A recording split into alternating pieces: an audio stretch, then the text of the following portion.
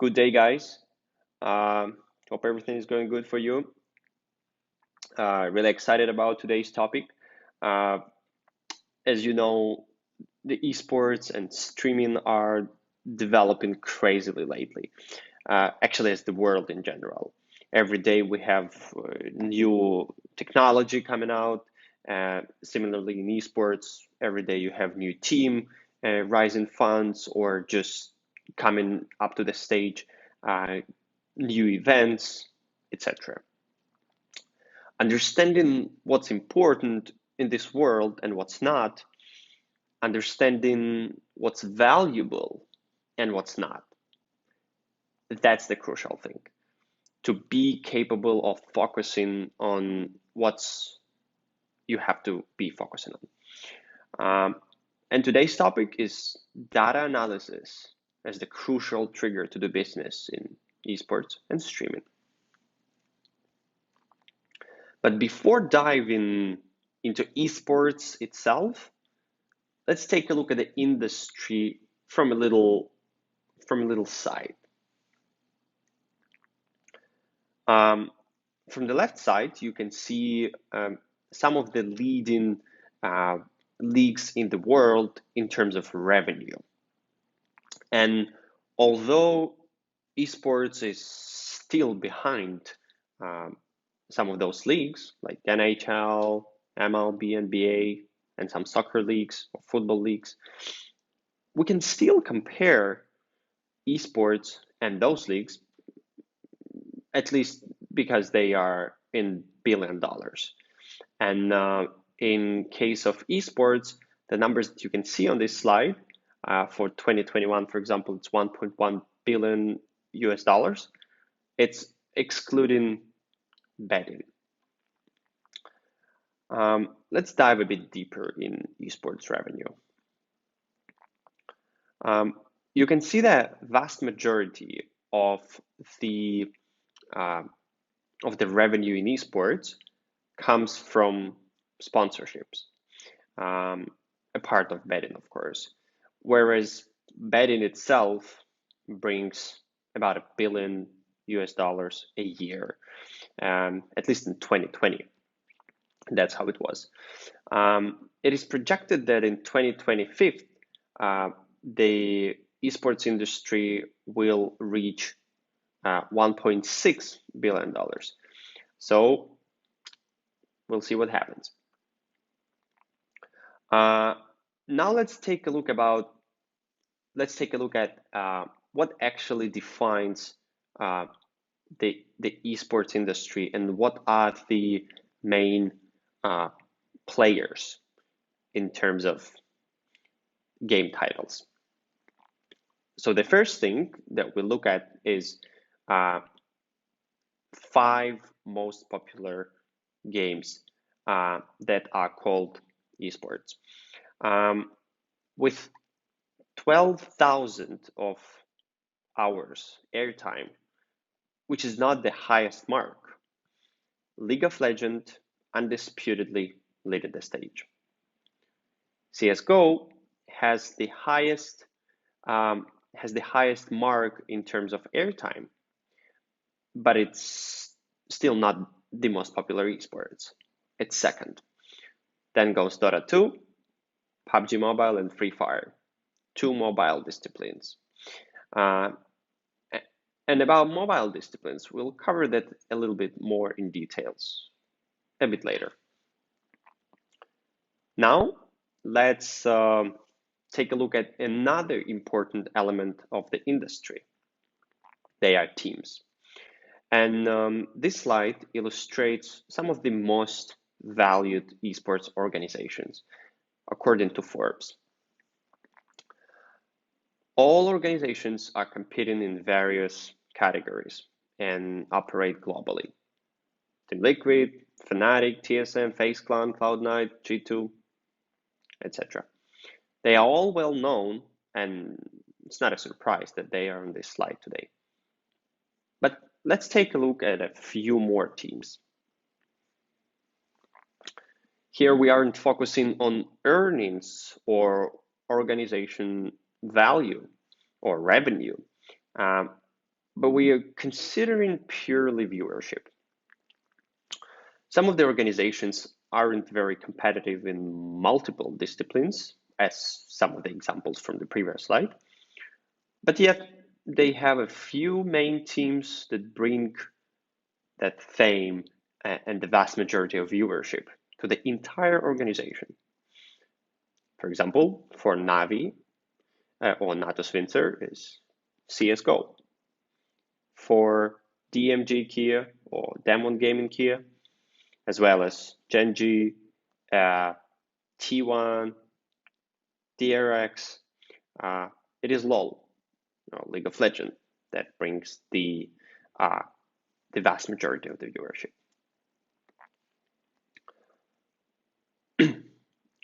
Well, now we are a little bit clear about the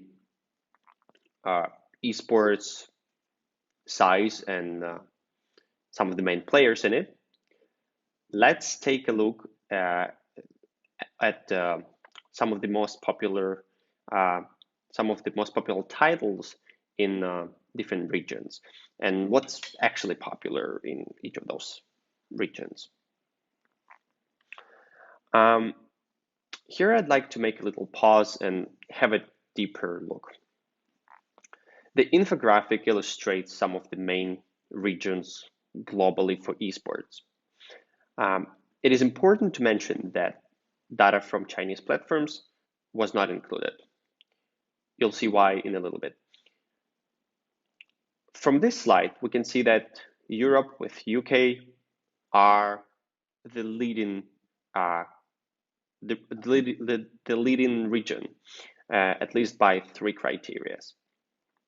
First, it has the most of competitive esports titles, esports events. Second, almost 31% of the global esports viewership share belongs to this region, to Europe and United Kingdom. And third, nearly half of entire Twitch esports viewership is coming from European-based competitions. If we take a look at Southeast Asia, and it's highlighted here, it has a significant role in generating traffic for YouTube and Facebook, as these two platforms are the primary destination for esports broadcasting. Southeast Asia esports events on Facebook account for 60% of global Facebook viewership, whereas YouTube has almost 21%. Only East Asia region can present higher mark than that in terms of YouTube. Let's take a look at Southeast Asia with even more details. Most of you probably have heard how crazy popular Mobile Legends titles in Southeast Asia is. But now you have some numbers to compare, as we say, apples versus apples. On this slide, we can see the results of 2020. Mobile Legends is the undisputed leader in the region. Again, not a surprise, but now you know that the esports in this the esports share of this title is 38%, which is the highest mark. The second one belongs to Arena of Valor, around 20%, I'm sorry, and PUBG Mobile is third. Then goes League of Legends, then goes PUBG, the PC version. Again, Mobile Legends, Arena of Valor, and PUBG Mobile, three most popular titles, three are mobile. Very important thing here. And here on the next slide, this slide has two main goals. First is to show you the leading esports disciplines in 2020 for each region. And second, to draw the picture of mobile versus desktop.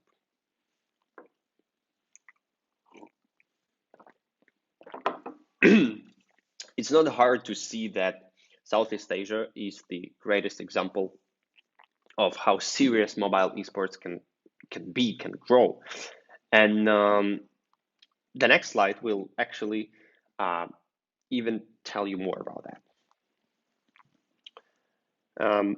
At the moment, when we were working on this presentation, which was April 27, we've considered some of the leading tournaments, some of the most popular tournaments by peak viewers. And here are two conclusions that we've made. First, Southeast Asia events had 4 out of 10 events on this list. And 2, 7 out of 10 most popular events are mobile. And it doesn't tell us, it might not tell us anything new, but just once again confirms the development of mobile esports globally, as well as an important role of Southeast Asia in this development. It's the real thing. And now you have more precise view of that. And since Mobile Legends is the leading mobile discipline in Southeast Asia, we've also covered the pioneering teams that exist in Mobile Legends, and wanted to take a look at who they are, where they're from, etc. Not a secret that MPL ID and MPL Philippines version are the top events in the region. So not a surprise that teams from those regions are placed in the top 10 teams list, with RRQ leading the stage. Now, very important topic that I'm going to talk about now is the metric standardizations. Well, some of you naturally might hear about that for the very first time, like why the hell should we worry about metric standardization? And like what benefits I should get from that? And that's actually exactly what I'm gonna cover, is to bring clarity, like why metrics have to be standardized and what outcomes comes with that. In 1847, the Railway Clearinghouse, an industry standards body, recommended the Greenwich Mean Time, or GMT as we call it, be adopted to all stations as soon as the General Post Office permitted it. What it meant is that since that moment, UK started using standardized timing to run their trains. Why they did that? Because it was hard to scale. Standardization precedes scaling and progress.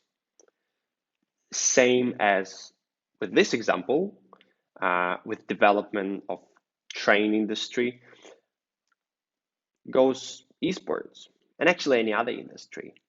You have to have standard things to be able to scale and just to develop globally.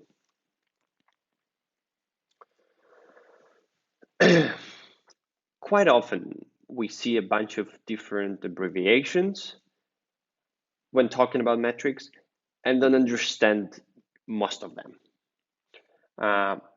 For instance, on the very top, you can see AV, ACCV, AMA, ACCU, which stands for average viewers, average concurrent viewers, average minute audience, and average concurrent users, respectively. All of them, in terms of esports, in terms of measuring esports competition, mean pretty much the same. And when people use them differently, some might get confused. Like one tournament shows us 10,000 average viewers, another one shows us 15,000 average concurrent viewers. So how to compare that? Some find it hard. What we say, they are the same. Compare them. Next one, similar logic, just a bit different words here. Peak viewers, peak concurrent viewers, peak concurrent users. They stand for PV, PCCV, and PCCU. Again, the same story. The basic idea for the first one is, for the average viewers, is to tell people how many viewers there are on the stream pretty much at any moment given. And with peak viewers is what was the highest viewership mark during the stream, event, etc. And the last one is just really funny. The hours watched, minutes watched. Quite often, some organizations use minutes watched just because it looks bigger. It makes numbers bigger. If I'm not mistaken, Twitch used minutes watched. Maybe I'm confused. But anyway, people are interested to show higher numbers, even though they literally change the logic. It's like the thing with just $2.99. You get something. Although you understand it's $3, when they say it's $2.99, subconsciously you start believing it's cheaper. So maybe that's the reason why minutes watched exists, but just be aware that you can easily compare those things. Just multiply them by 60 or divide by 60, depending on what side you're going. Well, as it has been mentioned before, it is important to have a standardized approach measuring events globally and have apples versus apples picture, like a few examples I've shared before, comparing teams and events. But how do we manage doing that? Well, first of all, on this example, you can see that there is a World Championship 2020 or Worlds 2020. You can see some numbers here, right? I blur them because that's not where I want you to focus. The bottom line, the list of platforms. That's the point. We've developed a standardized approach measuring audience and viewership from different platforms, but by similar standard approach. That allows us to have, first of all, to cover viewers from all over the world coming to certain tournament and watch it. And second, we cover events globally, which allows us to compare events versus events.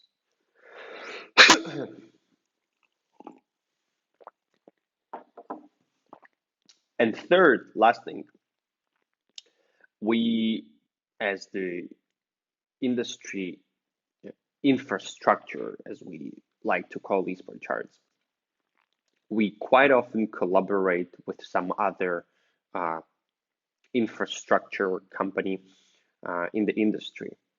One of them is the Esports Integrity Commission. The EIC abbreviation stands for that.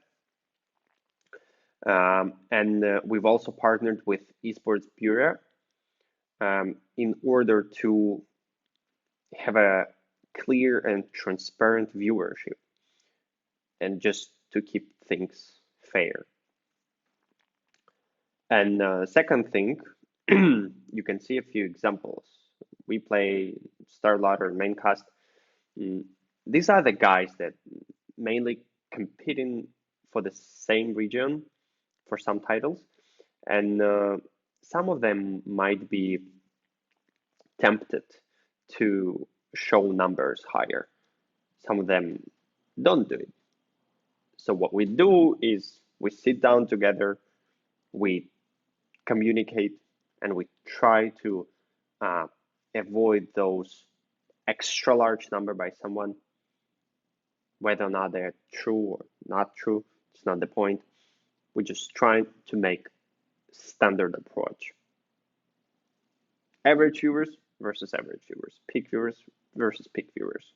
If someone compares views versus unique users, you're not going to understand what's the result of that. And the fourth, very important, in most ratings, we do not include data from Chinese platforms. And this is one of the important things we do when standardizing viewership measurement approach. Below, you can see a little comparison of World's Championship from 2018. Data at the top excludes Chinese platforms. Data at the bottom includes. You can see the result. Around 99% of hours watched goes to Chinese platforms, and only a bit more than 1% to the rest of the world. Yeah, no doubt, League of Legends is indeed popular in China. But is it that popular to outweigh the rest of the world by nearly 100 times? I don't think so. So to keep things fair and just more transparent, we simply don't include numbers from those platforms. We have them, we keep them, but we don't include them in some of our biggest reports, that especially that we give to the public, just not to confuse people.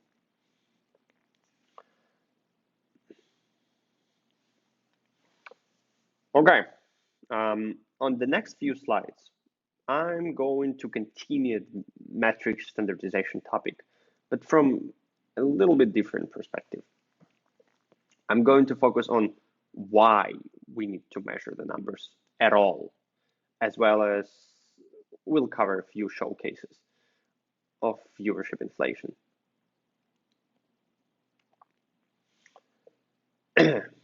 Here are a few screenshots taken from Esports Charts corporate dashboard that gives us, on the left side, different events results, and on the right side, different teams results. These are just a few different samples of how data can be served, but it all has the same goals. First of all, brands and agencies need transparency. They want to be capable of understanding what's going on in the market, what's going on in the region. They want to know who's the best, who's the worst, how certain events perform, etc. Second, cool teams want to prove that they are cool. What it means, basically, even if a team is not winning a tournament, what else they could use as the selling point to certain sponsors? It's simply viewership. Because one of the things that brands pay for is amount of people that follow the team or the organization. That is why cool teams want to prove that they are cool. And that's why they would use something that we do or any other organization when measuring audience. And third part of this industry element is the organizers. Organizers need a clear picture of what's going on during their events. Some of the things that they want to find out is not only to give it to sponsors, But instead, to optimize what they do, they need to define and just find the prime time of their event to better activate certain marketing campaigns, or just to put some advertising or banner or whatever. And they need to understand viewers' reaction also. For example, how people react to certain campaign. Do they like it? Do they hate it? Maybe they don't care about that. All this feedback will result in optimizing marketing, advertising campaigns. Some of you might think, why don't an organizer or a team just make up the numbers and share not real ones with the sponsor? In other words, why don't people just share bigger numbers that they are? There are some clear short-run benefits. First of all, you would probably win a better sponsorship contract. More viewership will most likely result in more money on the contract. Second, there would be higher chances to organize events for top operators if we're talking about organizers. When Riot or Valve or Tencent Games want to run certain event in a new region, they might not run it by themselves, but find a local studio to help them with it. And they would also look at the numbers. So inflated numbers might help some of those studios. And third, it's easy to beat competitors when you're just showing higher numbers. But it's not all that good if we look in the long run. First of all, high expectations but poor results will result in the absence of desire from the sponsors or anyone else to prolong the contract.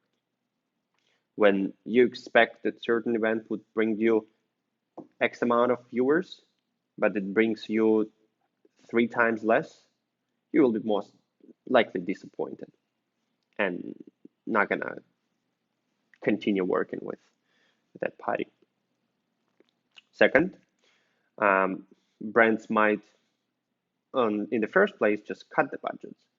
They might not finish the activations, but just cut the budgets, which is still not a good thing for the rights owner, for the organizers, or for the team.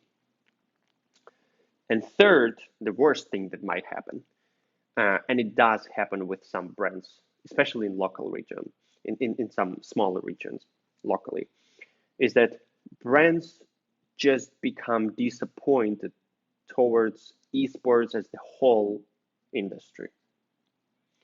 When teams tell them, hey guys, that's gonna be a really cool thing if you sponsor us. You'll have millions of people come to your website, they will know about your brand, etc. But in fact, when they get results like 10 times worse, they become really disappointed that they not only spend marketing budgets, but they spend time on that, and they're not gonna come back to the industry, even if someone really good comes up. So it's up to you what you wanna do, but if you wanna play long, be fair, tell the real numbers.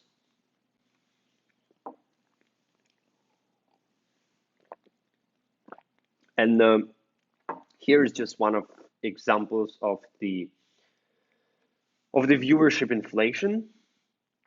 I'm not gonna tell what event it was. It's still possible to guess what it is by the teams that play here, but anyway, the point is not this one.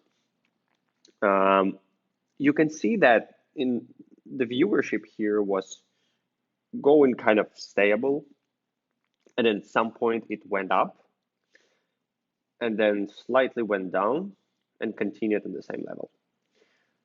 It's really clear that something might have happened here that resulted in such peak, in such a rapid spike of the viewership. We don't know exactly what that was, but here are some of the common practices of what game developers or organizers, studios, etc. might do. First of all, it's the rate. The act of sending your viewers, like a very common thing on Twitch, when a more popular streamer ends up the stream and sends its audience to another streamer, less popular. And that way, the streamer too has more viewers. Yeah, they might leave the stream right after that, but some of them might stay. Second is the autoplay. When you enter a certain website, you can see a video on the bottom or on the side that is playing automatically without sound, without you clicking play button on it. Autoplay. You don't really watch it, but it counts viewers. And if such autoplay is activated on certain website simultaneously, it might result in something like that. In-game audience is the third thing. That's when, whether or not you want it, but in some game titles like PUBG Mobile or chess.com, whatever, you might have very easy access to certain stream that is going on right now. And once developers give you that link and you click on that, amount of people who do that might be significant, which will result in a viewership spike like this one. And fourth, my favorite one is fake users. Probably, it probably wouldn't look like that. The graph wouldn't look like that. But the next slide will tell us a bit more about fake users. We even made an article a few weeks ago on the Twitch recent policy, or whatever, Twitch recent move, whatever you want to call it. What they've done, just to make a pause here, they've detected some of the channels that were not either active or they were basically considered as bots, not real people. They removed those accounts. And what it resulted in is a huge amount of unfollows came up to some of the most popular streamers. On a slide, you can see, you might find one of your favorite streamer and see how the new Twitch move has affected him. The statistics here is April 8 to April 14. So that's when the Twitch made the policy and when the result was like that. Okay. Coming to the end, we finally reached the brands and sponsorships in esports topic. The part where we'll have a look at who is pushing the hardest. Who's pushing the hardest in terms of sponsoring different esports events.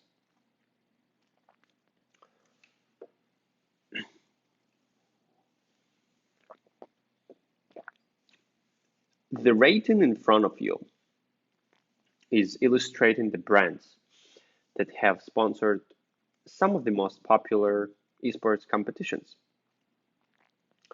For instance, Intel has sponsored events that have collected nearly $121 million of hours watched. This was in Q1 2021, January through March, including. And for Intel, the most popular tournament that they've sponsored was ESL Pro League Season 13. On the other hand, in Q1 2021, all of the following: Secret Lab, Logitech G, Omen by HP, McDonald's, Worry Bank, they all had a good bad sponsor in LCK Spring 2021, since this was one of the most popular tournament of the quarter where they've signed up for. On the next slide, we'll look, we focus a little bit on different thing here. So we're not looking at the popularity of certain events, but rather we consider which brand is sponsoring more events pieces. Again, Intel here is leading, sponsoring 26 events in Q1, with the highest number of CSGO events. Red Bull is the second, 16 titles, mostly sponsoring League of Legends. Logitech G, third, sponsoring Valorant and League of Legends the most, and etc. But as we know, quantity doesn't always mean quality. On this slide, it might look a little bit messy and a lot of stuff here coming from World's 2020 analytics. So I've highlighted some of the main points here. During World's 2020, we've decided to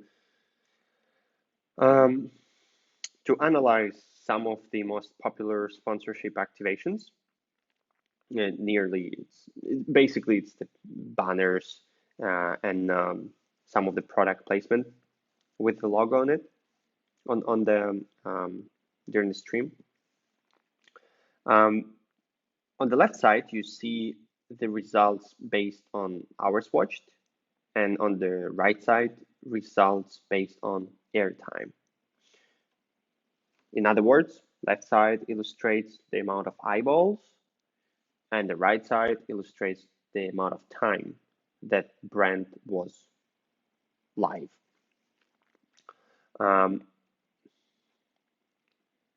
With the example of Mercedes-Benz, it's clear that although they were fourth most popular by airtime, so they had fourth most time during the stream, but they are third most popular by the amount of hours watched. Second example, not that obvious, but still you can see the changes, is Red Bull and Oppo. Oppo was sixth most popular brand by amount of airtime they had, but when we look at the viewership results that they've earned, it's fifth, and similar with Red Bull, but vice versa, is that they had fifth most popular amount of airtime, but sixth most popular hours watched. What I'm trying to say here is that the most of airtime does not mean the most of eyeballs. And it's all about the right time. Some might place their advertising during the time when people leave the stream. For example, when you see those advertising coming up, people just don't want to stay. They leave and they don't really pay much attention. But some brands, they find very good timing and very good place to put their logo, and as a result win more eyeballs. And one more thing on branding and on evaluating logo positioning efficiency. Here are a few things to mention if you want your logo, your brand to have the most of media value, right? So it's not about the amount of eyeballs, but it's about the quality of catching those eyeballs. It's like the next level.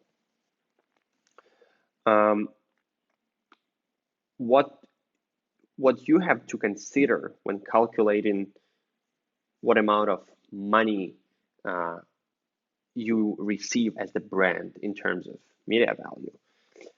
Here are a few takeaways that we wanted to point out on what we as the analytic company include when calculating media value for a brand. First of all, banner blindness is already probably a common term that you might hear in advertising. It is actually a real thing. Some regions, and again, it depends on game titles, depends on where people watch it from, like PC or desktop, etc. PC or mobile, I'm sorry. People just don't really mention certain banners. Although they are big, they bring some information, people literally might just ignore them, and very little positive effect will be made. Second, try to keep your brand as close as possible to the center of the attention. Some of the good examples here are the scores or the individual results of the players, things that always change and people want to keep track of them. And that's why they'll always mention brand here. And three, the last here, but of course not least, is again the right timing. It is equally important. Even if you put your brand in a perfect place where people really pay attention, but if there are few people watching it just because you've selected a wrong slot, you won't get much media value. If you guys have heard something useful today, it's gonna make me happy and prove once again that it's useful stuff that we do here. Thanks a lot for your time. At Esports Charts, we've prepared a little bonus for the great people of Esports Industry Conference and to all participants. EIC Pro. This is a promo code that will give you 1 month of free access to one of our services, Esports Charts Pro, that you can access by escharts.com/pro and enter the promo code. If you like the presentation, or if you want to share any feedback or have any questions, team@escharts.com. On the very bottom is the email you can reach out to us. Hope you enjoyed the presentation. I'm Ivan Oleksii. Really happy to meet you in person someday. Tired a little bit of this offline events type only. So hope we're gonna all get back to normal. Not the new normal, but normal. Thanks a lot. Bye.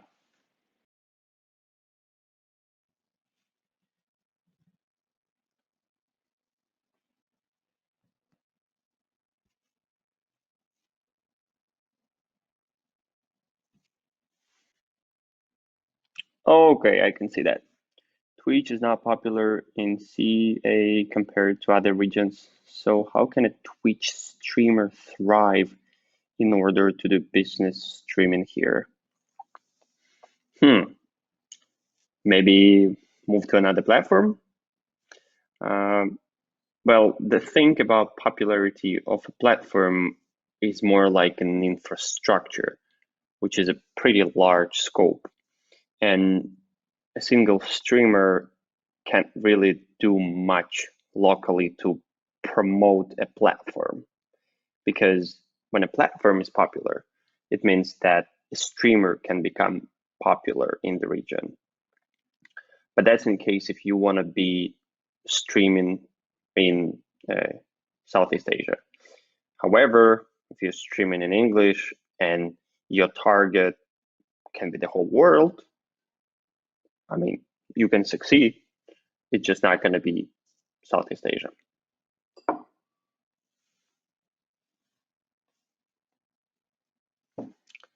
Another question here.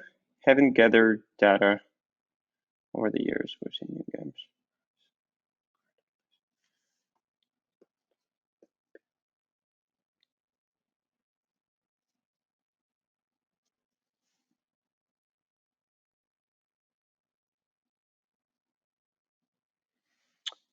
I think that if you look at what game titles are popular right now, and for instance, globally, CS:GO, this is not this is not one of the game title that was born just recently. It's been here for a while, and I'm sure when Valve, the publisher of the game title, when they were launching it, the term as the esport probably did not exist when it was Counter-Strike 1.5, 1.6 back then, like 10 years ago and even more. It wasn't that common. So I'm not sure it's really easy to predict whether or not an esports or a game title will become popular and will last for some time. What I can say is that if the game title wants to become a really good esports, it has to have a competitive approach in it. Basically, for instance, we see Minecraft, which is an extremely popular game, but you can't call it esports because it's not actually an esport, just a popular game. That's why the format of the game is important. I wouldn't say that there is a very strong relation to what genre of the game is. However, like here in example, it's been mentioned, mobile games, FPS, RPG. What I can say about mobile games, for example, is a very good choice for emerging markets countries, like Southeast Asia, Brazil, India, and other similar countries. The reason for that, or at least one of the reasons, is that it's easy to buy a phone and you can start playing the game right away. It's short to, every session is pretty short, and it's a good thing to just to play mobile games. And easy to launch, a lot of people play that. As a result, a lot of people know about that, and the game becomes popular. And with an example of Mobile Legends, it is the battle royale, not the battle royale, the came out of my mind. So the format, like League of Legends, Dota 2, Mobile Legends, is pretty popular right now. So this is one of the leading format, I would say, for the game. But at the same time, people who don't get the idea of the game, who don't play the game, they will probably not understand what's going on in the game. That's why the shooters like CS:GO, Valorant is much easier to follow for not the core fans of the game title.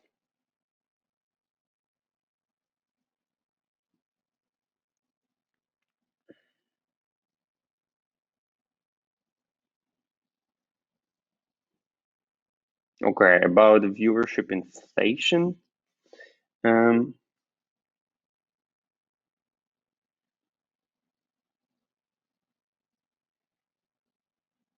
how would it probably affect the perception of the market? Yeah, actually, this is one of the topics that I also raised here on this conference. I think that within the last years, the tournament organizers, they started understanding that viewership inflation is not a long-term way to increase the popularity of the um, TO, of the tournament organizer, and to win better sponsorships. Because, as been mentioned before, in the short term, yes, indeed, you're showing better results than other organizers. And yes, you will win better sponsorship, and maybe more people will want to join you. But as a result, in the long run, you might disappoint those who trust you, as you won't deliver the viewership that you once promised.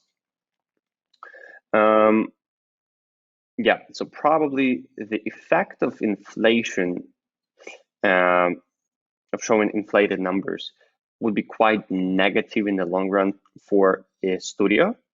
However, in some cases, a studio might use it at the very beginning just to raise awareness about itself, or a tournament organizer, and then put the numbers back down just to kind of show something realistic, and then sign big deals. Good examples are the platforms that, like here at Esports Charts, we see quite often. Then news streaming platforms, they very often they show extremely high numbers, and very far from reality. And this is a strategy that some might use just to improve the popularity in not, I'd say, in not a very natural way, but sometimes it works.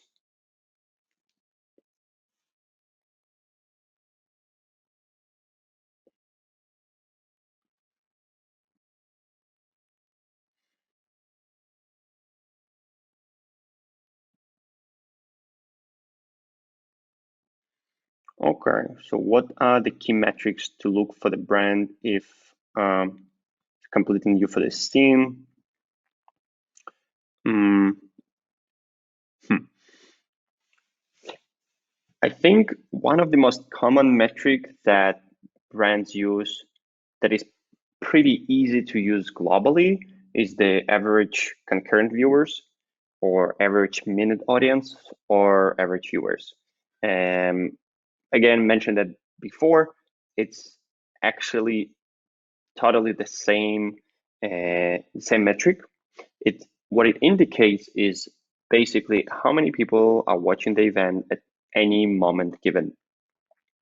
And this is pretty cool metric because it represents the concurrent number. Peak viewers, it's something I would not suggest you to use, because I showed a few examples before. Peak can be achieved through a lot of marketing activations, marketing campaigns, and that peak might not last for a long time, but still some tournament organizers might operate this number as something that they achieved truly. But it's much harder to inflate the average viewers metric. Another thing, it's a bit harder to find it, because it's not published very often, even by us. It's the number of unique viewers, and this is something we do for Twitch, and we've done some approximation for the rest of the platforms when we were calculating the Eastern European esports audience. I believe there was 6.8 unique users, and this metric allows you to better understand the scope of the market. To give an example, let's say you're Coca-Cola and you're trying to enter Latin American Latin America esports, and you're not focusing on certain event in particular. You want to analyze like what's my perspective there, and based on that, select should I talk to League of Legends organizers or CS:GO, etc. So we, as the analytic agency, we could give you the number of unique viewers in the region, and then give you kind of a percentage of which game, of how many, what would be the percentage of the audience share for each game title. So that way you know which one you should better cooperate with in order to have the best results in terms of eyeballs. I think that was the last question. Thanks everybody for joining me today, and thank you to Malaysian Ministry of Youth and Sports and Esports Integrated. Hope to see you somewhere face to face, and add me on LinkedIn.